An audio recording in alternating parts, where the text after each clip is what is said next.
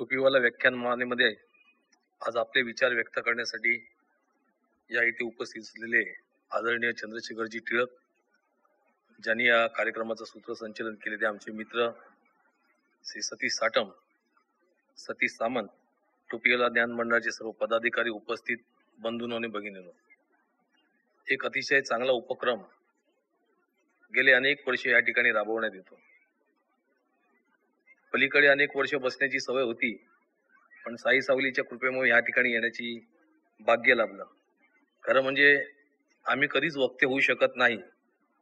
आम्ही बोलतो माईक समोर, परंतु वक्ता कसा असावा तर टिळकांसारखा असावा. खरं म्हणजे चंद्रशेखर टिळक म्हटल्यानंतर अर्थसंकल्प, अर्थनीती यावर भाषण होणार आहे असं सर्वसाधारण समज होता. सतीश सामंत जेव्हा आमच्याकडे आले तर तेव्हा मीच हा प्रश्न केला की हा विषय एकदम बदलला कसा. असू दे, पण अलीकडच्या काळात आपण बघतात तर ह्या विषयाला सर्वात जास्त, ज्याला आपण म्हणतो प्राधान्य किंवा मार्केट आहे. पूर्वी भगवी वस्त्र घालून साधारणपणे बुवा असत, पण आता काळी पॅन्ट सफेद शर्ट मध्ये तुम्हाला बुवा आढळतो. बुवा तुम्हाला कुठल्याही रूपामध्ये कुठेही कसाही आणि कधीही आढळेल. गुरु आपल्याला कुठेही कसाही मिळतो असं आपण वाचतो. त्याचप्रमाणे अलीकडच्या काळात बुवाबाजीला एवढा ऊत आलाय की नक्की खरा कोण खोटा कोण हे काय समजेल असं झालंय. त्यामुळे एवढा गोंधळ झालाय. अगोदरच आपले 33 कोटी देव, त्यात अनेक पंथ धर्म, काय अनेक काय जाती विजा, त्यांच्या काय रीतिरिवाज, तर एवढा सर्वसामान्य माणूस गोंधळून गेलाय. त्याच्यामध्ये अलीकडे गेल्या 5-7-10 वर्षामध्ये या बुवांचं एवढं पीक आलंय की इकडे जाऊ का तिकडे जाऊ. खरं म्हणजे एवढा गोंधळ होतो आणि शेवटी काही लोक तर पस्तावण्याची वेळ येते, इथपर्यंत परिस्थिती होते. अर्थात हा काय माझा विषय नाही, परंतु हा विषय अतिशय वेगळा असल्यामुळे आणि त्या विषयावरती एखाद्या अर्थतज्ञ इकडे बोलणार आहेत. अर्थकारण सारखा अतिशय किचकट विषय खुलवून सांगण्याची ज्यांची हातोटी आहे ते हा विषय सांगणार असल्यामुळे त्यात अधिक रस आहे. मी आपला वेळ जास्त घेत नाही, कारण आपण इथे त्यांचं व्याख्यान ऐकण्यासाठी उपस्थित झालात. अर्थात रडक्या अमृताची एक अधुरी कहाणी सोडून कल्याणीने उठवलेल्या वादळातनं वाट काढत आपण इकडे आलात, त्यामुळे निश्चितपणे आपल्याला या व्याख्यानमालेचं जर खरं श्रेय असेल तर आपणा सर्वांचंच आहे. आपल्यामुळेच ही व्याख्यानमाला यशस्वी होते असं म्हटलं तर ते चुकीचं ठरणार नाही. टीव्ही चॅनलचं आक्रमण याला अतिशय चांगल्या प्रकारे तोंड देऊन आपण ही व्याख्यानमाला आणि पर्यायाने ही संस्कृती आपली अतिशय चांगल्या प्रकारे जिवंत ठेवली. याबद्दल आपल्या सर्व प्रेक्षकांचे मी मनपूर्वक आभार मानतो आणि या चांगल्या कार्यक्रमात लवकरात लवकर सुरुवात करावी अशी मी माननीय चंद्रशेखर टिळक साहेबांना विनंती करतो.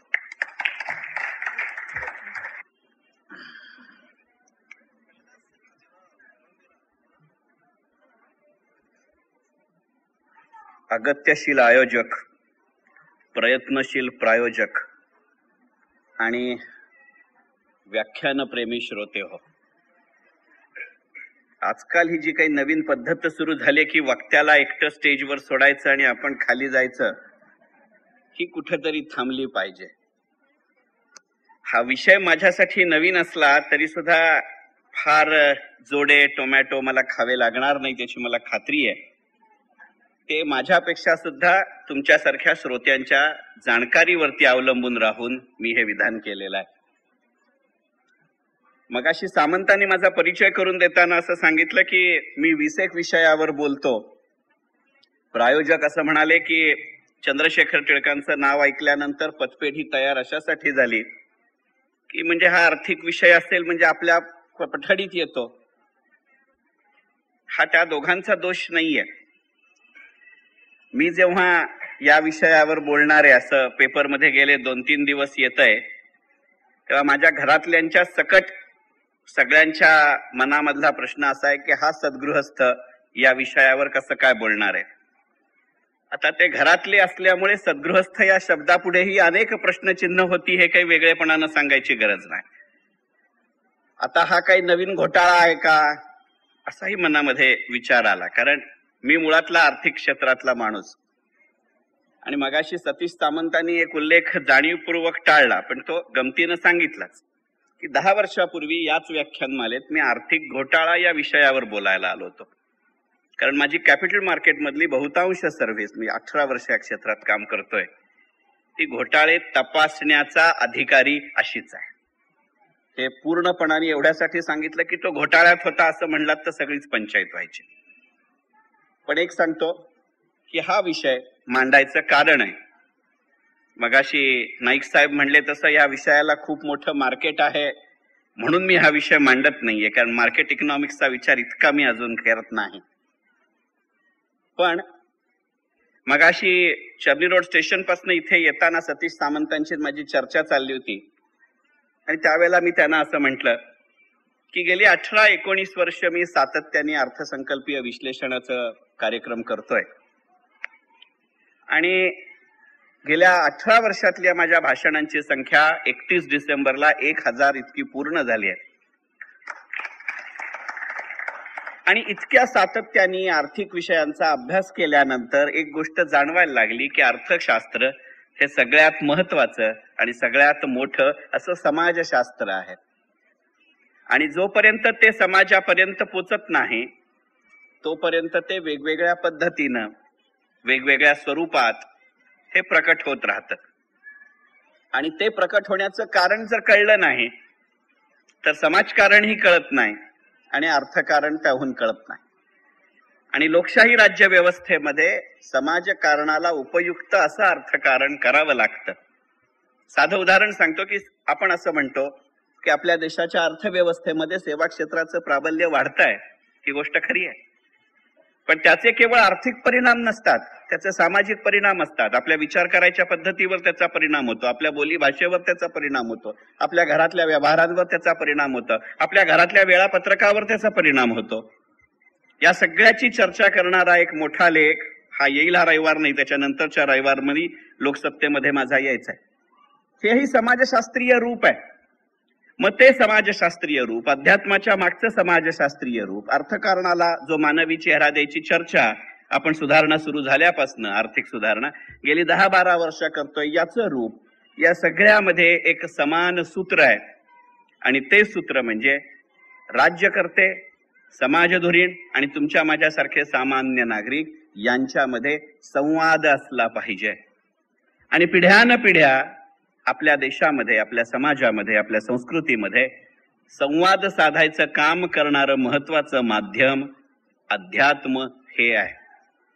अध्यात्मावरती हा विषय मांडताना मी सुरुवातीलाच स्पष्ट करतो की कोणत्याही एखाद्या पंथावरती, कोणत्याही एखाद्या महाराजावरती, कोणत्याही एखाद्या विचारसरणीवरती टीका करावी म्हणून मी हा विषय घेतलेलाच नाही. माझ्या विषयाचं शीर्षक आजच्या पिढीचं अध्यात्म असं आहे, पिढीचे अध्यात्म असं आहे. आणि सुरुवातीलाच हे स्पष्ट करतो की माझा संपूर्ण भर हा आजच्या या शब्दावर आणि पिढीचं या शब्दावर आहे. गेली 9-10 वर्ष गुंतवणूकदारांमध्ये एक प्रकारचा या बाजाराविषयी, या क्षेत्राविषयी जागरूकता निर्माण करण्याची जी एक चळवळ वेगवेगळ्या पद्धतीनं सुरू असते, त्याचा एक कार्यकर्ता मी आहे. आणि त्या कार्यकर्त्याच्या भूमिकेतनं मी या विषयाकडे बघतोय. त्यामुळे मी सुरुवातीलाच सांगतो की माझ्या आजच्या विषयाचं संपूर्ण विवेचन हे जे पूर्वापार आपल्याकडं काही आध्यात्मिक संकल्पना चालत आली आहेत त्याचा हल्लीच्या भाषेमधलं रिपॅकेजिंग करता येईल का अशा पद्धतीनं पाहण्याचा आहे. त्याच्यामध्ये कुठेही आजचं कमर्शियल मार्केट एक कॅप्चर करण्याचा माझा विचारच नाही. कारण माझ्या करिअरची सुरुवात ही मी एक कॉम्प्युटर प्रोग्रॅमर म्हणून केली आहे. आणि कॉम्प्युटर प्रोग्रॅमिंगचं ज्याला बॅकग्राऊंड असते, पार्श्वभूमी असते, त्याला कुठच्याही विषयातलं सूत्र शोधायची एक फार हौस असते. आणि त्या हौशीपोटी मी हा विषय मांडणार आहे. शीर्षकात अध्यात्म जरूर आहे, पण त्या अध्यात्म या शब्दापेक्षा सुद्धा आजच्या आणि पिढीच्या या 2 शब्दांवरती माझा जास्त भर असणार आहे. आणि मग या 2 शब्दांच्या माध्यमातून मी अध्यात्म या शब्दाकडे बघण्याचा आणि ते समजून घेण्याचा मी प्रयत्न करणार आहे. कोणत्याही पंथावरती, कोणत्याही एखाद्या महाराजावरती, कोणत्याही एखाद्या विचार प्रवाहाबद्दल कुठचीही टीका टिप्पणी करण्याचा माझा जरा सुद्धा विचार नाही. कारण आपल्या देशामध्ये ज्याला जी पाहिजे त्या पद्धतीची विचार प्रणाली असली पाहिजे या मताचा मी समर्थक आहे. त्याचं मत मला मान्य नसेल, पण त्याचं मत मांडण्याचा त्याला अधिकार आहे. एवढा टिळकीबाणा लोकशाहीच्या बाबतीत माझ्यामध्ये आहे. त्यामुळे माझ्या आजच्या विवेचनामध्ये मी आर्थिक क्षेत्रातला मनुष्य असल्यामुळे संदर्भ पूर्णपणानं वेगळे असतील. त्यात माझ्या आणि माझ्या नंतरच्या पिढीला या पद्धतीत या क्षेत्रामध्ये कसं गुंतवता येईल या पद्धतीचा विचार असेल. माझं आजचं विवेचन रूढ आध्यात्मिक चौकटीमध्ये जरा सुद्धा बसणारं नसेल. त्याची एक झलक मगाशी नाईक साहेबांच्या भाषणात आलीच की साधारणपणे या विषयावर बोलणारी माणसं अगदी भगव्या वस्त्रात नसली तरी निदान धोतर, झब्बा, कोट, टोपी अशा विषयात असतात, अशा वेशात असतात. मी तसा नाहीये. एखाद्या वकिलाला शोभेल अशा वेशामध्ये मी आहे, पण मी अध्यात्माची वकिली करण्यासाठी इथे उभा नाही. याच्यामध्ये माझे आध्यात्मिक संदर्भ अशासाठी नसतील की जाणीवपूर्वक आध्यात्मिक संदर्भांच्या पलीकडे मला हा विषय न्यायचा विचार आहे. आणि त्यामुळे माझं जे आध्यात्मिक अज्ञान आहे ते अज्ञानही लपलं जाईल आणि माझ्या वयाच्या मगरुरीचा जो काही भाग असेल तर तोही लपला जाईल. या उद्देशानं मी ही सर्व पूर्वपीठिका सांगतोय. आत्ता गिरगावात जसं आपण एका वाड्याच्या पार्श्वभूमीवर जमलो असं मी म्हटलं तर चूक होणार नाही, तसं मी पक्का डोंबिवलीकर आहे आणि माझं संपूर्ण लहानपणे वाडा संस्कृतीत गेलंय. आणि त्यामुळे लहानपणापासून कीर्तन, प्रवचन वाड्याच्या अंगणात ऐकत मी लहानाचा मोठा झालोय. कित्येक वर्ष अखंड वीणेमध्ये वीणा धरूनही मी उभा राहिलोय. लहानपणात त्याच्यामुळे 2 गोळ्या मिळायचा हा मोह असेल हे मी नाकारत नाही, पण तेव्हापासून ती पद्धत ऐकायची सवय आहे. आणि त्यामुळे एखाद्या संताची रचना वाटावी अशी असलेली रचना, पण जी मूळ एका लोकगीतामधली आहे त्या शब्दात विनंती करून मी माझ्या विषयाच्या विवेचनाला सुरुवात करणार आहे. ती ओळ अशी आहे, ती ओवी अशी आहे. मातीने मढिले मांडिये चढिले, मातेने मानिले मोक्ष सुख. असा मी कितीही वेडाबागडा बोललो तरी सुद्धा मला सांभाळून घ्या. आजच्या पिढीचं म्हणण्याचं कारण सांगतो. माझं आहे वय वर्ष 45. 45 हे एक गमतीचं वय आहे. आपल्याकडे निरनिराळ्या वयाचे टप्पे निरनिराळ्या साहित्यात, निरनिराळ्या संस्कृतीत, निरनिराळ्या संगीतात सांगितलेले आहेत. त्यातलं 16वं वरीस वेगळ्या पद्धतीनं धोक्याचं म्हटलंय. मी त्या टप्पा केव्हाच ओलांडलाय.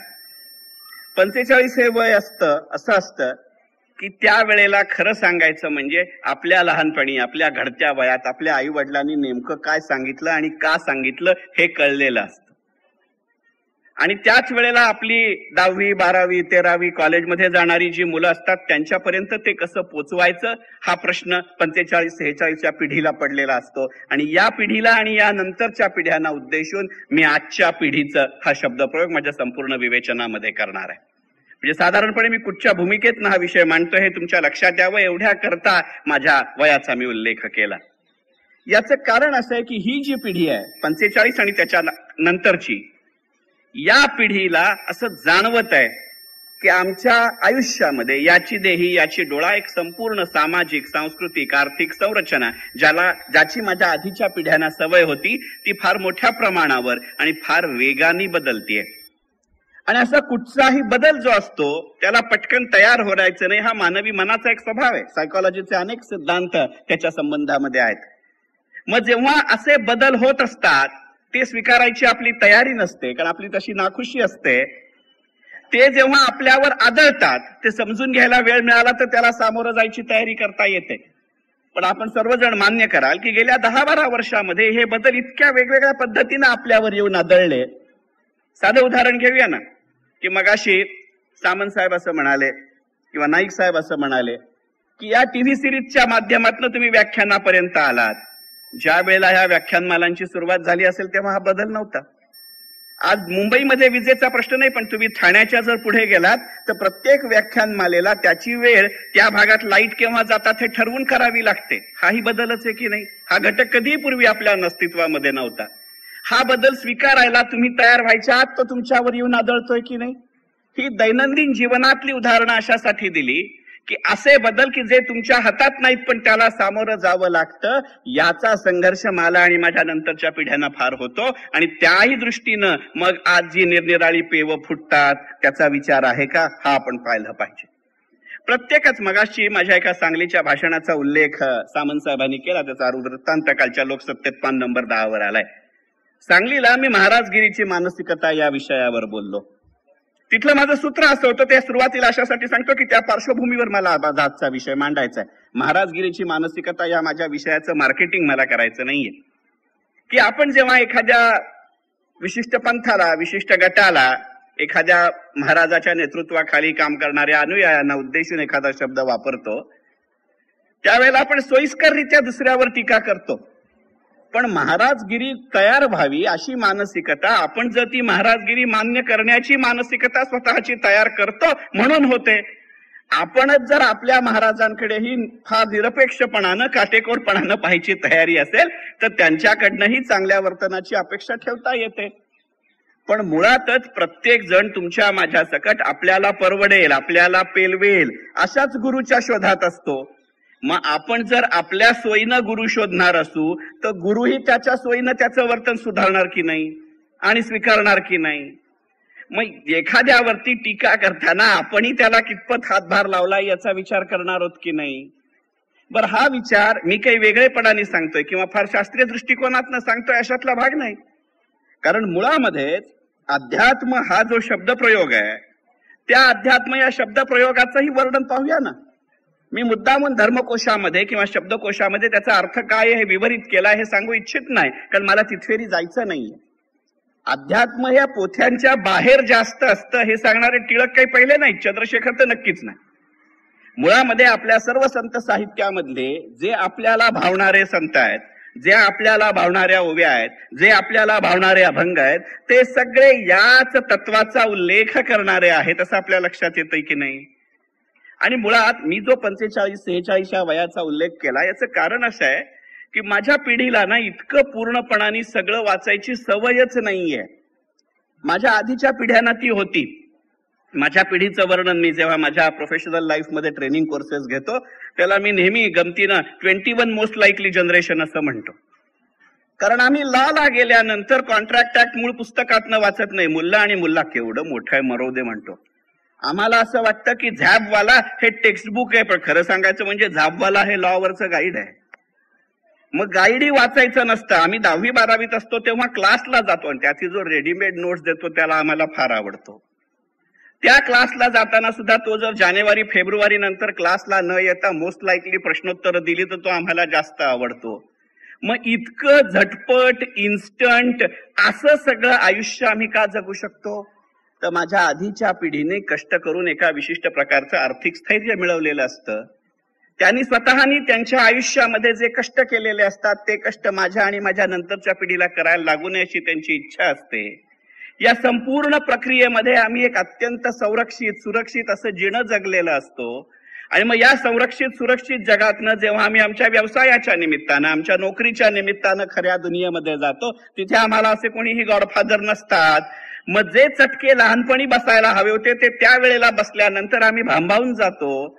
मग हे भांबावले पण घालवण्यासाठी आम्ही कोणाच्या तरी नादी लागतो का? आणि मग त्यातून जर मार्केट आहे जसं मगाशी सामंत म्हटले तसं तर ते एनकॅश करायचं म्हणून अध्यात्माचाही व्यवसाय होतो का? याचा विचार जर माझ्या पिढीनं केला नाही तर असलेली परिस्थिती आम्ही आणखीन बिघडवून ठेवू का? या दृष्टिकोनातून आजच्या पिढीचा अध्यात्म हा विषय माझा मांडण्याचा विचार आहे. कारण त्या पिढीला समजेल, त्या पिढीला पोचेल अशा पद्धतीने जर मी माझी संस्कृती सांगू शकलो तर आजही माझ्या संस्कृतीतली जी चिरंतन मूल्य आहेत ती चिरंतन मूल्य 1000 पटीनं आजही रुजवता येऊ शकतात. आणि याची अनंत उदाहरणं, अनंत चांगली उदाहरणं आपल्या समाजामध्ये घडत असतात. आणि मी गमतीनं नेहमी म्हणतो की हल्लीचा जमाना हा प्रसार माध्यमांचा जमाना आहे. त्यांना दिवसाची 32 पानं ही भरायचीच असतात. वृत्तवाहिन्यांना दिवसाचे 24 तास हे भरायचेच असतात. आणि त्यामुळे मग नसलेली नकारात्मकता ही बातमी असते, असलेली सकारात्मकता ही बातमी होऊच शकत नाही. आणि म्हणून मग फक्त वाईटच गोष्टी दिसतात का? आणि मग त्या वाईटच गोष्टींचं सारखं प्रतिबिंब तुमच्या माझ्या मनावर पडत राहिलं की वेगवेगळ्या पद्धतीच्या घटना होत राहतात की नाही? मग हे जेव्हा दृश्य परिणामामध्ये दिसतंय आणि त्यावेळेला आमच्या मूळ संस्कृतीमध्ये माणसाच्या सकारात्मक बाजूकडे पाहावं असं सांगितलं जातं. मग ते पोथ्यात सांगितलं जातं, अभंगात सांगितलं जातं. मग ते केवळ अध्यात्म आहे म्हणून ते टाकाऊ ठरतं का? असं नसतं. अशा पद्धतीचा विषय आणि शब्दप्रयोग माझ्या आजच्या भाषणातनं मांडण्याचा माझा विचार आहे. साधारणपणे माझ्या ज्या वक्तृत्वाची मगाशी तारीफ केली गेली त्या तशा पद्धतीच्या वक्त्यानं अत्यंत सूत्रबद्धपणे बोलावं अशी अपेक्षा असते. मी सुरुवातीलाच सांगतो, मी जाणीवपूर्वक आज सूत्रबद्ध बोलणार नाहीये. याचं कारण असं की या विषयाचे जे निरनिराळे पैलू आहेत, या विषयाच्या ज्या निरनिराळ्या छटा आहेत त्याचा होता होईतो माझ्या 50-55 मिनिटाच्या भाषणामध्ये आपल्या समोर मांडण्याचा विचार आहे. आणि मग त्यातलं सूत्र ज्यानं त्यानं आपापल्या अनुभवानुसार शोधावं अशी माझी अपेक्षा आहे. त्यामुळे सूत्र शोधण्याचं काम तुमच्यावरती सोपवून मी निवांतपणे उड्या मारण्याचं विषयाच्या दृष्टीने स्टेजवरती बाकी कुठच्याही नाही करण्याचा विचार माझ्या भाषणामध्ये मी आहे. हा का करावं लागतं? तर मुळातच अध्यात्म हे काहीतरी बोजड आहे, ते काहीतरी तत्वशील आहे, ते फार मोठ्या प्रयाच्या माणसांनी करण्याचं आहे, अशा पद्धतीचं आहे. म्हणजे या विषयावर मी करत असलेलं हे दुसरं किंवा तिसरंच भाषण असेल. आणि त्यामुळे जेव्हा मी हा विषयावरती बोलू इच्छितो असं माझ्या ऑफिसमधल्या सहकार्यांशी बोललो, त्यावेळेला त्यांचा पहिला प्रश्न होता, शेखर म्हणजे तू काय VRS घेणार आहेस का? कारण निवृत्त झाल्याशिवाय या विषयाकडे यायचं नाही, हा पहिला शब्दप्रयोग आहे. त्यामुळे निर्माण येणारे गोंधळ आहेत. बरं, मगाशी माझी ओळख करून देताना सामंतांनी तुम्हाला सांगितलं की गेली मी 18-20 वर्ष वित्तीय सेवांमध्ये म्हणजे फिनान्शियल सर्व्हिसेसच्या क्षेत्रामध्ये आहे. आमच्या क्षेत्रात VRS आणि स्वेच्छानिवृत्ती नावात स्वेच्छा आहे, बाकी सगळी सक्तीची आहे. आणि त्याला 45 वयाचा सगळीकडे कट ऑफ आहे. त्यामुळे चंद्रशेखर टिळक त्या स्टेजला पोहोचलेत की काय म्हणून ते इकडे वळतायत का हा विषय असतो. पण असं शेवटच्या क्षणाला इंजेक्शन देऊन घेण्याचा हा विषयच नाही ना. या संबंधात असलेला गोंधळात टाकणारा हा काही एकमेव विषय नाहीये. या विषयाबद्दलची दुसरी गोंधळात टाकणारी परिस्थिती काय आहे की एक सरसगटपणानं आपल्या संपूर्ण समाजामध्ये त्यातल्या त्यात ज्यांची विचारवंतांमध्ये गणना होते अशा माणसांनी 16व्या 17व्या 18व्या 19व्या शतकातल्या आपल्या सर्व संतांवरती एक सरसगटपणाने शिक्का मारून टाकला, स्टॅम्प मारून टाकला की यांनी माणसाला समाजाला प्राक्तनवादी केलं, प्रयत्नवादी केलंच नाही. असं सरसकट विधान करणं सोपं असतं. पण ज्या वेळेला तुम्ही कॉम्प्युटर प्रोग्रामर म्हणून सुरुवात करता, ज्या वेळेला तुम्ही 17-18 वर्ष वित्तीय सेवा क्षेत्रात फिनान्शियल सर्व्हिसेस सेक्टरमध्ये आणि त्यातही कॅपिटल मार्केटमध्ये, त्यातही बॉम्बे स्टॉक एक्सचेंजमध्ये, त्यातही सेबीमध्ये, त्यातही NSDL मध्ये काम करता, त्यावेळेला असं सरसकट टिक्का मारता येत नाही हे लक्षात येतं. कारण दासबोध वाचताना लक्षात येतं, ज्ञानेश्वरी वाचताना लक्षात येतं, चांगदेव 65 वाचताना लक्षात येतं, अगदी या शतकातली विनोबा भाव्यांची गीताही वाचताना लक्षात येतं की ही माणसं आपल्याला पेलवणार नाही तितकी प्रयत्नवादी आहेत, ती प्राक्तनवादी नाहीच आहेत. त्यांचं म्हणणं आपल्याला कळलं नाही म्हणून आपण त्यांना प्राक्तनवादी म्हणलंय. तो आपल्या ज्ञानाच्या मर्यादांचा भाग आहे, त्यांचा नाही. मग असाही जेव्हा गोंधळ असतो आणि त्यातही ऑफिसमध्ये जेव्हा वयवर्ष 22 ते वयवर्ष 28 या वयोगटाचं नेतृत्व करायचं, हेड ऑफ द डिपार्टमेंट म्हणून माझ्या हाताखाली आज 50 मुलं या वयोगटातली काम करतायत, तेव्हा असं जाणवतं की या संपूर्ण वयोगटाला अत्यंत मोठी बुद्धी आहे. ज्याला आपण IQ असा शब्दप्रयोग वापरतो, तो IQ खूप चांगला आहे. पण एखादं काम सतत करत राहायची जर त्यांच्यावर वेळ आली तर त्यांना त्याची फार मोठी ॲलर्जी आहे. समथिंग न्यू असं सारखं आयुष्यात मिळत नाही. आणि म्हणून मग मला अशा वेळेला राहून मगाशी जो माझ्या लहानपणच्या वाडा संस्कृतीचा उल्लेख केला तो त्याच्यासाठी होता, जाणीवपूर्वक केलेला होता की त्या अखंड विणेत उभं राहिल्यानंतर लक्षात येतं की त्या अखंड विणेत समथिंग न्यू काहीही नाही. पण तिथं सातत्यानं ती गोष्ट करणं हेच त्याचं न्यू आहे. आणि तुम्ही एखादी गोष्ट सातत्याने करत राहिली तरच यश मिळतं हे सांगण्याचं सगळ्यात महत्वाचं काम अध्यात्म करत असतं. मग ज्या आजच्या ज्ञानयुगाच्या पिढीला या सातत्यानं करण्याची ॲलर्जी आहे त्यांना अध्यात्माच्या माध्यमातून त्यांना पटेल अशा शब्दातनं याचं उत्तर देता येईल का या विचारानं मी आजच्या पिढीचा अध्यात्म हा विषय मांडतोय. मला कल्पना आहे की हा विषय इतका व्यावसायिक इतका व्यावहारिक पातळीवर आणू नये, पण मुळातच अध्यात्माचं किंवा व्याख्यानमालांचं व्यासपीठ कशा अर्थाने वापरावं याची महाराष्ट्राला खूप मोठी संस्कृती आहे आणि खूप मोठी परंपरा आहे. आणि ती ही आहे की जर काही चांगलं सांगून चांगलं मिळवायचा प्रयत्न करायचा असेल तर त्यासाठी व्यासपीठ वापरावं. आणि म्हणून आजच्या पिढीचा अध्यात्म हा विषय अशा व्याख्यानमालांच्या व्यासपीठावरनं मांडण्याचा माझा प्रयत्न आहे. त्या सामाजिक सातत्यातल्या माझ्या पिढीचा सेवेकरी म्हणून मी त्याला दिलेली ही कॉन्ट्रीब्युशन आहे किंवा त्या अखंड विणेतली ही माझी 5 मिनिटं आहेत असं तुम्ही म्हणालात तरी मला जरा सुद्धा वाईट वाटणार नाही. आणि ही संकल्पना का चांगली करायची असते हे मात्र पुढची 5-1 मिनिटं संकल्पनात्मक बोलणार आहे आणि मग त्याची उदाहरणं देणार आहे. ही 5 मिनिटं संकल्पनात्मक बोलताना जरा माझ्या बरोबर राहा. माझे जर शब्द कमी पडले तर माझ्या भावना समजून घ्या. मी जाणीवपूर्वक तुम्हाला सुरुवातीलाच आधी सांगितलं की अध्यात्म या शब्दाचा ज्ञानकोशातला, शब्दकोशातला, धर्मकोशातला जरा सुद्धा अर्थ मी माझी इच्छा असूनही पाहिला नाही. कारण मला तो माझ्या बुद्धीनं, माझ्या पिढीच्या आकलन शक्तीनुसार, माझ्या भाषेवरच्या प्रभुत्वानुसारच तो सोडवायचा होता. आणि मला असं वाटलं ते करताना की मुळामध्ये अध्यात्म ही एकाच दिशेने पण दोन वेगवेगळ्या मार्गाने प्रवास करणारी अशी एक संकल्पना आहे. संकल्पना एक आहे पण त्याचे अर्थ दोन आहेत. अर्थ दोन असले तरी त्याचा प्रवास मात्र एकाच दिशेने आहे. हे दोन अर्थ कुठचे? त्याचा पहिला अर्थ असा की आत्म्याचं अध्ययन म्हणजे अध्यात्म, आणि दुसरा अर्थ असा अध्ययनाचा आत्मा म्हणजे अध्यात्म.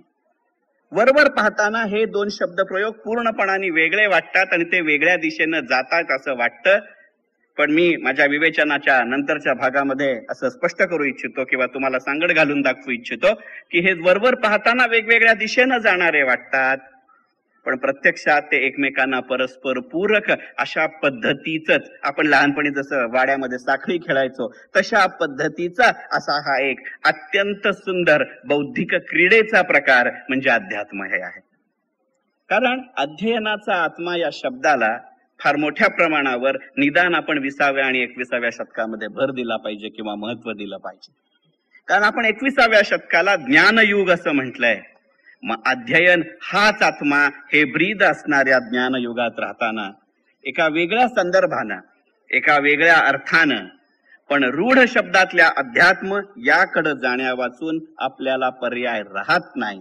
याची अनंत उदाहरणं मी माझ्या नंतरच्या विवेचनामध्ये देणार आहे. आणि म्हणून माझ्या आजच्या विषयाचं शीर्षक हे आजच्या पिढीचं अध्यात्म असं आहे. ह्या पिढीला हे सांगायची गरज काय येते हेही सांगतो. कारण अध्यात्माचे जे दोन अर्थ मी सांगितले की आत्म्याचं अध्ययन आणि अध्ययनाचा आत्मा. मगाशी माझा परिचय करून देताना किंवा माझ्या प्रास्ताविकामध्ये मी काय म्हटलं की एक कॉम्प्युटर प्रोग्रॅमर म्हणून मी सुरुवात केली. कॉम्प्युटर प्रोग्रॅमिंग मध्ये मी जेव्हा 80च्या दशकात आलो तेव्हा कोबॉल ही फार मोठी लँग्वेज होती. कोबॉल प्रोग्रॅमिंग ज्याला येतंय त्याला आजच्या काळातलं उदाहरण द्यायचं म्हणजे इन्फोसिस किंवा विप्रो मधली नोकरी लागल्यातली गत होती. पण आज कोबॉल ही लँग्वेज जर मी माझ्या हाताखालच्या मुलांना विचारलं तर त्यातला एखादा विचारू शकतो अशी काही लँग्वेज होती का? कारण त्याला C++, जावा अशा कॅड या भाषा माहिती आहेत पण कोबॉल माहिती नाही. याचा अर्थ असा की कॉम्प्युटर क्षेत्रामधल्या माणसाला सतत शिकत राहावं लागतं. मग माझ्या असं लक्षात आलं की त्या क्षेत्रात फार काळ करिअर करण्यात काही अर्थ नाही. कारण 80च्या दशकाचा उत्तरार्ध हा कॉम्प्युटर फील्डला अत्यंत वाईट होता. आणि म्हणून आपल्यापैकी अनेकांना इथे माहिती आहे कारण ते माझ्या BScच्या दिवसात मला तिथं भेटली आहेत. 88 सालपासून मी कॅपिटल मार्केट या क्षेत्रात आलो. पण मी या क्षेत्रात याची जणू काही ते क्षेत्र वाढ बघत होतं. कारण तेव्हापासून या क्षेत्रात इतक्या वेगानं बदल होत गेले की याही क्षेत्रात माझ्या असं लक्षात आलं की जे कॉम्प्युटरच्या क्षेत्रात लक्षात आलं तर की इथे सतत शिकत राहावं लागतं. शिकत राहिलं नाही तर हे क्षेत्र तुम्हाला राहू देत नाही. फिनान्शियल सर्व्हिसेस मध्ये आलो तिथेही हेच लक्षात येतं की इथेही सतत शिकत राहावं लागतं. शिकत राहिला नाही तर हे क्षेत्र राहू देत नाही. आणि मागच्याच महिन्यामध्ये आपल्या देशाच्या अर्थव्यवस्थेचा जो एक तिमाही आढावा प्रसिद्ध झालाय. शेवटी काय अर्थशास्त्राचा माणूस आहे, कितीही म्हणलं तरी ते संदर्भ सुटणार नाहीत. ही दोन क्षेत्र जाणीवपूर्वक का घेतली आणि ती आजच्या पिढी या विषयाशी का जोडली तर तुमच्या असं लक्षात येईल की आपला देश जो 31 डिसेंबर करता 31 डिसेंबर 2005 ला संपलेल्या काळासाठीचा आपल्या देशाच्या अर्थव्यवस्थेचा जो आढावा जाहीर झाला त्यात त्यांनी असं म्हटलं की आपल्या देशाच्या अर्थव्यवस्थेमध्ये 54% जास्त हिस्सा हा सर्व्हिसेस सेक्टरचा आहे आणि ह्या सर्व्हिसेस सेक्टर मधला 90% जास्त हिस्सा हा कॅपिटल मार्केट आणि सॉफ्टवेअर सर्व्हिसेस मधला आहे. याचा अर्थ आजची पिढी जी कार्यरत आहे ती प्रामुख्यानं या दोन क्षेत्रांमध्ये नोकरीला आहे. या दोन्ही क्षेत्रांचं वैशिष्ट्य मी तुम्हाला असं सांगितलं की इथे जर सतत शिकत राहिलं नाही तर हे क्षेत्र तुम्हाला टिकू देत नाही. आणि अध्ययनाचा आत्मा असा जर अध्यात्माचा अर्थ लावायचा असेल तर त्याचा सरळ सरळ अर्थ हा आहे की इथं सतत सतत शिकत आणि शिकतच राहावं लागतं. जे माझ्यासारख्या हार्डवेअर सॉफ्टवेअर मध्ये, कारण मी NSDL मध्ये असलो तरी आमच्या IS ऑडिट डिपार्टमेंटचा मी इन्चार्ज आहे, त्यामुळे मला असं सारखं जाणवतं की कालचं हार्डवेअर आज चालत नाही आणि अर्ध्या तासापूर्वी केलेलं सॉफ्टवेअर आता चालत नाही. मग इथे जर इतक्या वेगानं शिकत राहावं लागतं याची संथा लहानपणापासून तुम्हाला अध्यात्म देत होतं की नाही? कारण सतत शिकत राहणं, शिकलेल्याची सतत उजळणी करत राहणं यालाच तर आपल्या पारंपरिक संत साहित्यामध्ये अभंग आणि अध्यात्म असं म्हटलंय की नाही? जी प्रक्रिया भंग पावत नाही त्यालाही आपण अभंग म्हटलंय. जो आशय भंग पावत नाही त्यालाही आपण अभंग म्हणलंय. ज्याचं अध्ययन सतत करावं लागतं, फिरवली नाही तर जीभही वळत नाही, त्यामुळे अर्थही कळत नाही, त्यामुळे आपल्याकडे लहानपणापासून पाठांतराची पद्धत होती. हे समजून घेणं याला अध्ययन म्हणतात की नाही. माझ्या शालेय जीवनामध्ये पहिला 1 तास आम्हाला 4थी पर्यंत पाठांतराचा होता. खरं सांगायचो कंटाळा यायचा. घरी गेल्यानंतर वाड्याच्या संस्कृतीमध्ये दिवे लागणीला 1 तास पर्वचा म्हणायला लागायचा. आता मी जेव्हा एकत्र कुटुंबातनं वर्षभरापूर्वीच वेगळा राहायला लागलो, मुलं मोठी झाल्यामुळे जागा पुरत नाही म्हणून, त्यावेळेला कुठच्या तोंडाने मी माझ्या घरातल्या मुलांना संध्याकाळी दिवे लागणीला 3 सांजेला पर्वचा म्हणू. कारण त्याच्यासाठी आधी घराची देवासमोर दिवा लावायला दिवे लागणीच्या वेळेला माझी बायको घरी पोचली पाहिजे. तीही माझ्यासारखी नोकरी करणारी असल्यामुळे 30 8:30 वाजता येते. मग ही जी गंमत आहे ही आजच्या पिढीच्या अध्यात्माच्या मुळाशी येणारी नाहीये का. मग याही दृष्टीनं जेव्हा मी या अध्ययनाकडे पाहतो आणि त्याचे माझ्या कृतीनुसार, माझ्या बुद्धीनुसार, माझ्या सहनशीलतेनुसार आणि माझ्या समजदारीनुसार, की ह्याला प्रचंड मर्यादा आहेत ह्या 4ही गोष्टींना, जेव्हा वैयक्तिक कंगोरे समजून घेतो, त्यावेळेला ही संकल्पना किती अध्यात्माशी नातं सांगणारी आहे हे लक्षात येतं. आणि मगाशी मी जे म्हटलं की कुठच्याही धर्मपंथाविषयी, कुठच्याही एखाद्या गुरुविषयी, त्यांच्या अनुयायांविषयी मला अनुदार उद्गार काढायचे नाहीत. त्याचं कारण असं, ही कुठचीही राजकीय खेळी नव्हती किंवा आयोजकांची पंचायत होऊ नये म्हणून घेतलेला सावध पवित्रा नव्हता.